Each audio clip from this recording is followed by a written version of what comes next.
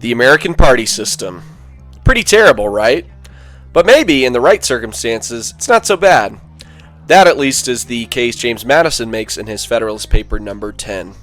Now, in case you didn't take AP US history, the Federalist Papers were a series of 95 essays written by James Madison, Alexander Hamilton, and John Jay. They were arguing in favor of the recently drafted United States Constitution. Those who supported the Constitution were called Federalists, and their opponents were the Anti-Federalists. Anti-Federalists were concerned that a strong government was a threat to the liberty they had just fought a revolution to protect. The Federalists, on the other hand, were concerned that America was descending into anarchy for lack of a strong government. So these three men I just mentioned, all Federalists, they decided to write some essays to make sure that people would support the Constitution. And in them, they answered their objections and showed why, in their opinion, the Constitution was awesome. One of those concerns was the fear of factionalism. Factionalism just means that instead of being united, people begin to divide into groups and begin to define themselves in ways opposite to those of their countrymen. So think North versus South, slave versus free, farmers versus businessmen, etc. So why try and form a single united nation, the Anti-Federalists asked, when it's inevitably going to split into factions and cause wars and disputes? Well, Madison attempts to answer that very issue in his essay, Federalist number 10. Madison begins his essay by acknowledging just how serious factionalism is. He says factions have been the mortal diseases under which popular governments have everywhere perished. There are two ways of curing the issues of factions, Madison says. One way is to remove its causes, the other to control its effects. If you want to remove the causes of faction, it's simple. Just get rid of liberty. But that doesn't make much sense, Madison argues, for in the same way that liberty gives rise to factions, so does air give rise to fires. But it makes no sense to try and prevent fires by getting rid of the air we need to breathe. So that option's out of the window. The other way to prevent factions from forming is to get everyone on the same page politically. Madison obviously calls this a pipe dream. As long as man is at liberty to exercise his reason, he says, different opinions will be formed. Thus, Madison says it's no use. Factions will be formed. It's in our nature.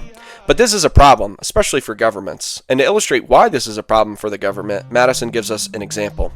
No man is allowed to be a judge in his own case, he says, because his self-interest would certainly bias his judgment and probably corrupt his integrity. But, Madison argues, for some reason we allow that very same situation to happen when we make laws. Think about it. Any law that we make is passed by legislators who themselves have self-interest they're looking out for, or they represent people with those interests.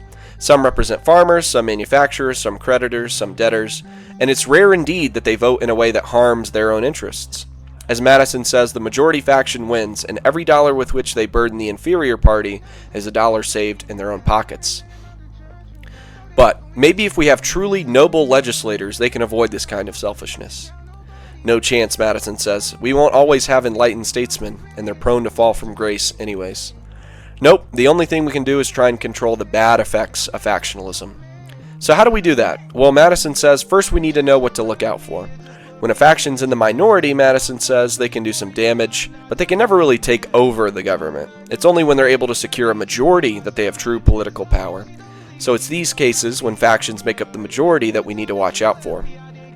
The answer to this particular predicament, Madison says, lies in the difference between a republic and a democracy. You will have probably heard this before, that America is a republic, not a democracy, and Madison explores why a republic is superior and different to a democracy. The key differences between a republic and a democracy are for two reasons, he says. One, government is delegated to representatives in a republic, and two, a republic can be extended to a greater number of people across larger territory. The reason the first difference is important is that when you have representatives, they tend to be more enlightened or capable than the average person, at least in Madison's day. So the interests of the people are filtered through those who are best able to express them and fit them for the situation. But of course, Madison admits sometimes people will scheme to get votes, get into power, and then screw everyone over. And this is why the founders constantly hedged their systems of government with the need for the people to be moral and religious. So then, on to number 2. The saving grace of a republic over a democracy is that it can be extended to a greater number of people across larger territory. Larger territory, for some reason, means less factionalism. But why? Well, Madison says, in a small society, there aren't many different groups. Because of that, it's easier for one group to become the majority. And since the group is small and close-knit, they can team up quickly and push through whatever they want, even if it hurts everyone else. But with a republic, Madison says, you can make the country bigger, and you'll have more groups and interest, and that makes it much less likely that one faction will form to gang up on everyone else. And even if they wanted to, it'd be way harder to organize and act together across such a large area. The more people you need to play along, the harder it will be for them to do so. The influence of faction leaders may kindle a flame within their particular states, Madison says, but will be unable to spread through the other states. A religious sect may go crazy and gain tons of followers and want to kill heretics, but because we have lots of different religious denominations, they'll be able to check any power the radicals desire to obtain. A rage for paper money, for an abolition of debts, for an equal division of property, or for any other improper or wicked project, Madison says, will be less apt to pervade the whole body of the Union than a particular state. So then, because we have so much territory and so many people, we all kind of keep each other in check. And that's why parties forming, according to Madison, isn't always the worst thing in the world. Now you may be thinking, so what? Who cares? Well, even though the Federalist Papers were written for a particular goal, they have served as the foundation of American political and legal thought. This very essay was quoted by Clarence Thomas in his decision on the Citizens United case. This essay serves as a vindication of the party system that emerged in early America and exists today. Personally, I'm inclined to believe that more should have been done to stamp out factionalism, and I think that banning political parties, campaigning and the like would have resulted in a free America that was not plagued by partisan politics. What do you think? Do you agree with Madison? Leave a like and comment below what you think.